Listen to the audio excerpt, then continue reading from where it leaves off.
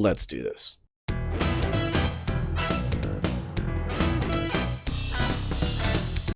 Welcome to the channel, you missing children. My most anticipated movie of the summer is finally here.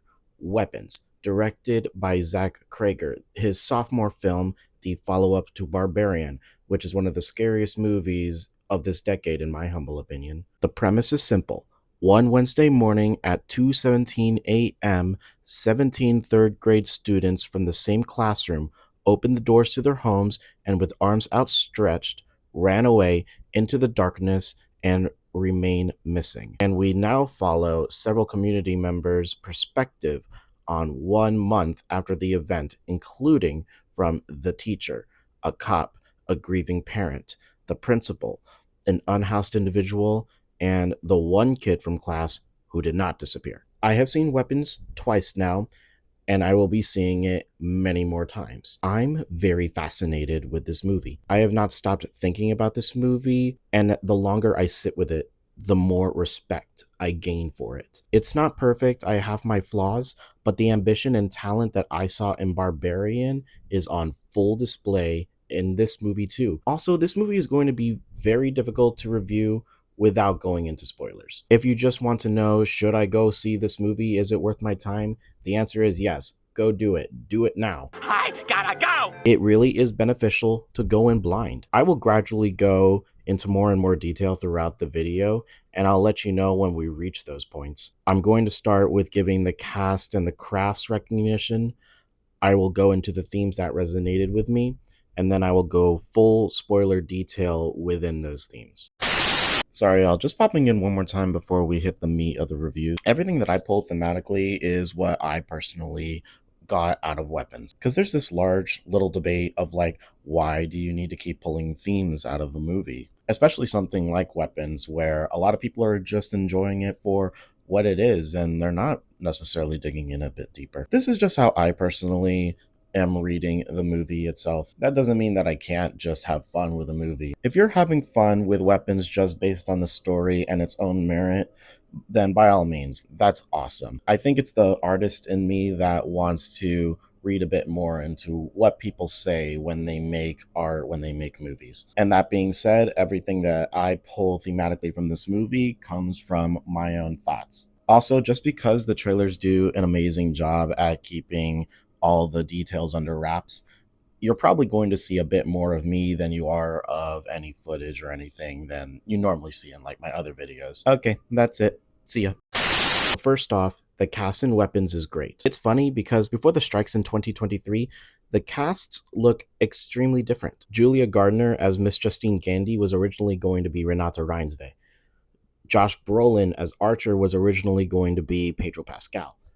Benedict Wong as Principal Marcus was originally going to be Brian Tyree Henry, and Alden Ehrenreich as Paul the Cop was originally going to be Tom Burke. It is so hard not to see any of the current cast not in that role. I think Julia Gardner brings this innocence, anxiety, and frailty to the teacher, catching most of the heat for her class's disappearance. Josh Brolin brings a most understandable frustration as a concerned parent looking for answers. It's always good to see Alden Ehrenreich. He's slowly becoming one of my favorite faces in cinema. And the same goes to Benedict Wong, playing a leader less focused than the one that he plays in the MCU. Actually, come to think of it, all four of those people that I just mentioned are in the MCU.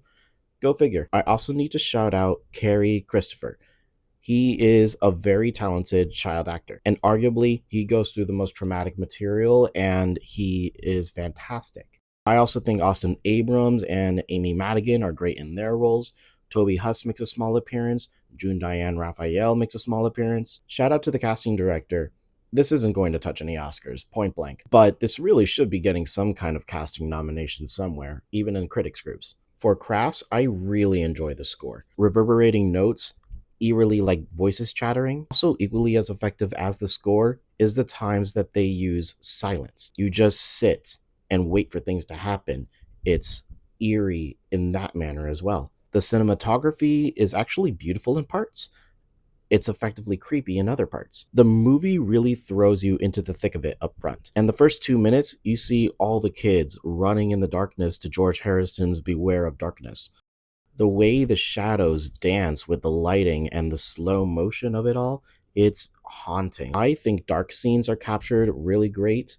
There's amazing tracking shots when you see people run. I also like the slow pans in a single room. They also hold on to certain shots for extra creepy effect of maybe something is going to happen within this space. Everything works together to create this atmosphere of mystery and dread. But there's also a lot of humor in this movie. Zach Kreger, first and foremost, is a comedian. You may know him as part of the Whitest Kids You Know. The timing and delivery of jokes are top notch. The sight gags are great. Josh Brolin, in particular, delivers the best what the fuck. And the final 5 minutes of the movie are spectacularly funny, scary, satisfying. Austin Abrams, in particular, I think shines in the comedic aspects of this movie. It reminds me a lot of Justin Long and his role in Barbarian. Oh, hell yeah. Yeah, bitch. And finally, there's the scares. This is a horror movie after all. Now take it from me, a weenie. I do think Weapons is less scarier than Barbarian, and Barbarian really took me out in a couple sequences. I had to gather myself afterward. Weapons, I think, has great setup and jump scares, but it wasn't anything I could not take. And that being said, some of the imagery is still very, very creepy. Benedict Wong's face, if you haven't seen it yet. There's another character I can't quite talk about, but she's effectively creepy. And there's even one sequence where it felt like a scare was happening in slow motion. It's effective in its one-shot sequence. It sent a chill down my spine. I could not take my eyes away from the screen, even as danger was approaching. So from here on, I want to dive into some of the themes that I pulled from the movie. If you feel that this is an overstep as to what you want to walk into Weapons knowing, then by all means, click off the video and come back when you have seen Weapons. So this is your slightly spoiler territory. This is also where we get into artist intent. Zach Kreger has said that he's open to interpretation when it comes to his work. Well, I think it's better to let people have their own interpretations of these things, and I don't know, it makes it a more personal experience as a viewer, I think, if like you have to kind of plug some gaps. Yep. And like your version of the movie is going to be different than your wife's version of the movie. And I think that's fun. He definitely has his intentions for why he wrote Weapons. Art invites several different interpretations. I think there's three big themes that I pull personally. I'll dive more into them in the spoilers section, but the first theme is grief. Zach Kreger has been open about how Weapons came about because he was processing the loss of a longtime collaborator and friend. The plot of Weapons does surround the aftermath of a large tragedy, and I think his characters fully exemplify the 5 stages of grief. I'll get more into that later. The second theme is responsibility and accountability. Throughout the movie, you see characters' actions and just how they affect each other. In some cases, you see people dodge accountability for their actions. You see them find scapegoats.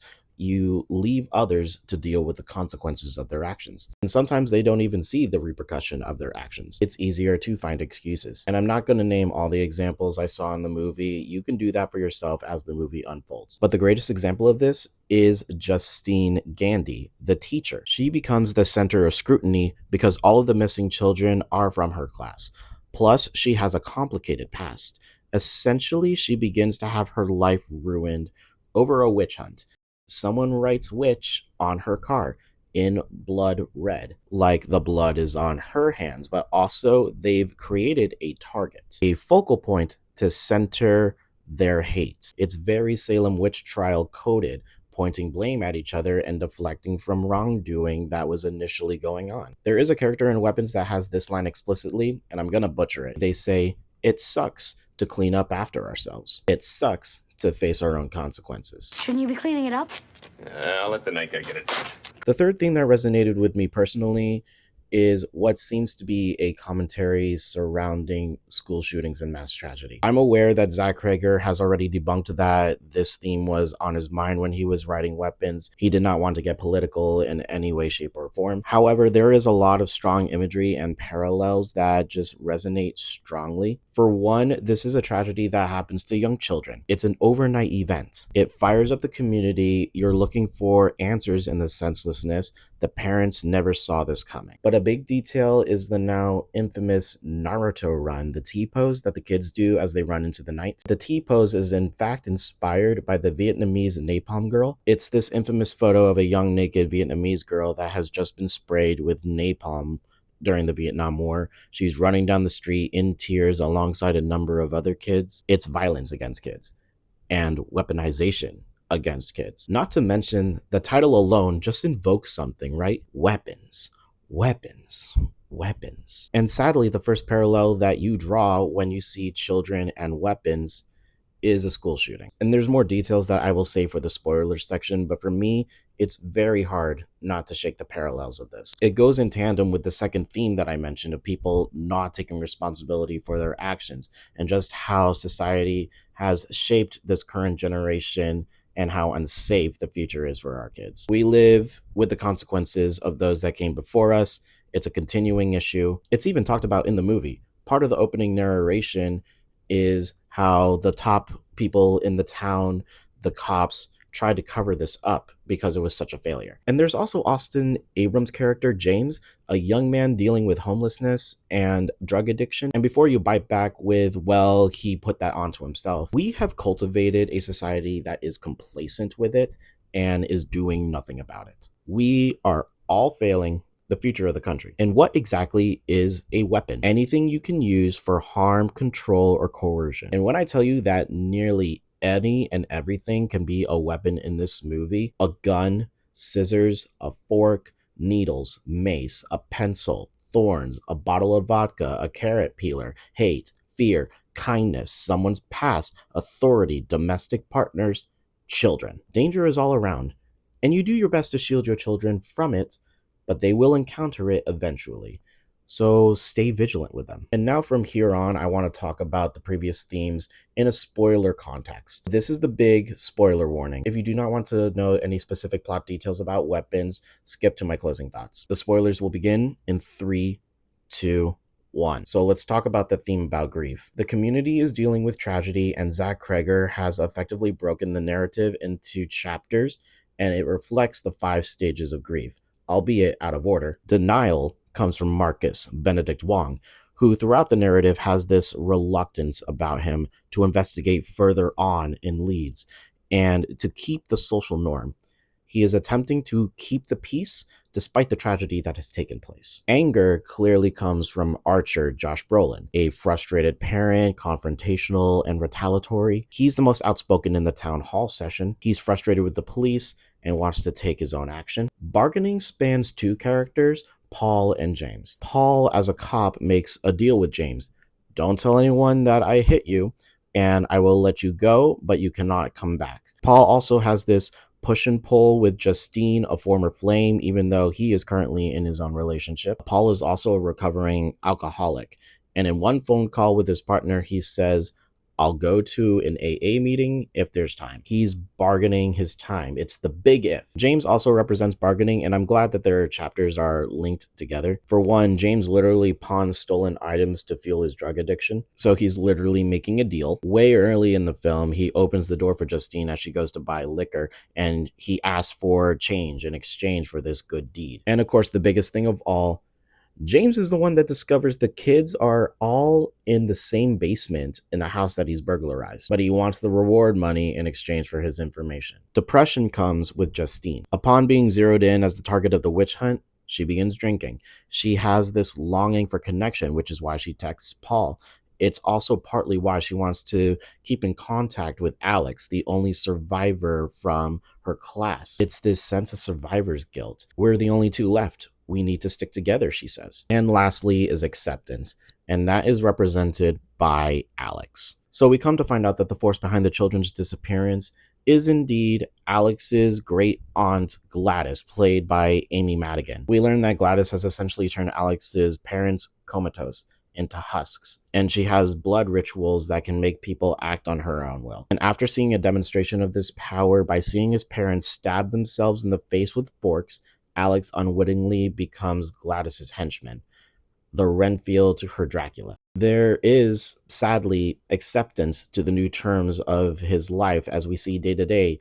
He does her bidding, feeding victims soup. He becomes more closed off, more independent. I feel like the biggest question is why? I feel we can best infer that Gladys is terminally ill, maybe with cancer, because she is wearing a wig and she taps into the life force of the people that she controls. It's probably why Alex's parents never gain their consciousness back. Out of a need for a more stronger life force, Gladys ultimately has Alex collect something from all 17 of his classmates, and at 2:17 in the morning, Gladys conducts the spell that prompts the children to get out of bed and run to the house. Was witchcraft on anyone else's bingo card for the year?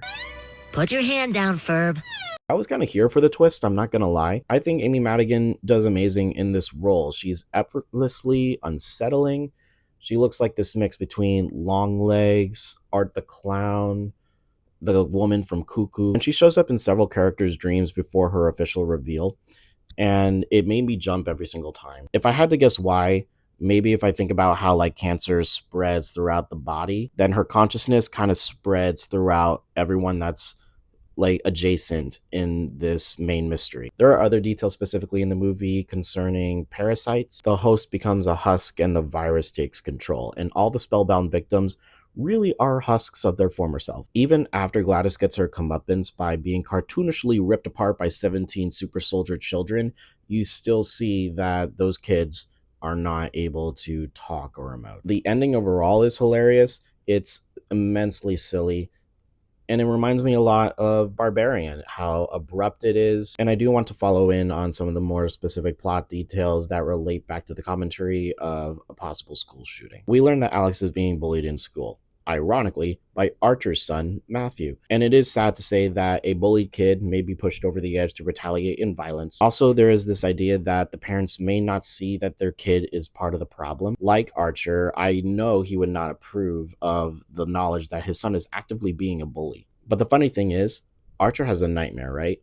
He dreams he's chasing Matthew the night he left the house. They ultimately end up back at their own house, and above the house is this image of a long gun, like an AR-15. Maybe it's a call that violence and learned behavior begins at home, that parents need to take a larger responsibility in their kids' lives, know exactly what kind of relationships that they have with each other. I know Zach Cregger also said that, oh, I saw this in a dream once and I just want to put it in the movie. But it's such a provocative image that you can't really help but understand why people are trying to draw more out of it. I feel like it's the thing that people are trying to draw meaning out of the most. Alex is also adjusting to issues at home, such as, oh, I don't know, my great aunt is a witch that totally wiped my parents' minds away. There's this notion that in the wake of incidents like this, children will learn to grow up quickly. We see Alex now fends for himself. He cares for others. He's cooking the soup and feeding his classmates and his parents. The haunting thing for me was when Alex looks to collect items to bring back to Gladys so that she can perform the ritual. He ends up grabbing the name tags off their cubbies. It's haunting to me because it feels like erasure. Like these kids never existed, they no longer matter, their names are now gone. Just like another statistic, another head in the school. And lastly, there's the PTSD element that I mentioned earlier, how all the kids are silent. Even the narration said some of them just began to talk, and apparently this happened 2 years ago. Because, yeah, how do you adjust to life after an event like that? How do you cope? How do you return to normalcy? This will imprint on their lives forever. So class, what have we learned today? We learned that Weapons is not a case of the sophomore slump for Zach Cregger. He really has managed to present his storytelling talents, his ability to cultivate dread, the ability to scare us, and the ability to make us bust out laughing, all in one movie-going experience. Zach Cregger trusts his audience to not only find what he intended for the movie, but he allows us to draw our own conclusions, and we get to share this with the world, and we interact with art in that way. I implore you to go out and see Weapons. If the marketing has even intrigued you just a little bit, I know you will have a very fun time. It'll challenge you, it'll scare you, but ultimately, it will entertain you. I give Weapons a very strong 4 out of 5 stars. Thank you for watching. My name is Kyle. I'm still learning to fall in love with the medium of cinema. If you care to join me on this journey, hit subscribe, hit the bell, and follow me on Letterboxd. When I watch Weapons for a third time, you'll know if I've improved my score or not if you're following me there. Comment down below, which do you prefer, Weapons or Barbarian? Let me know your thoughts on Weapons and what did you take away from it. Don't forget to like this video, and until next time, that's a wrap.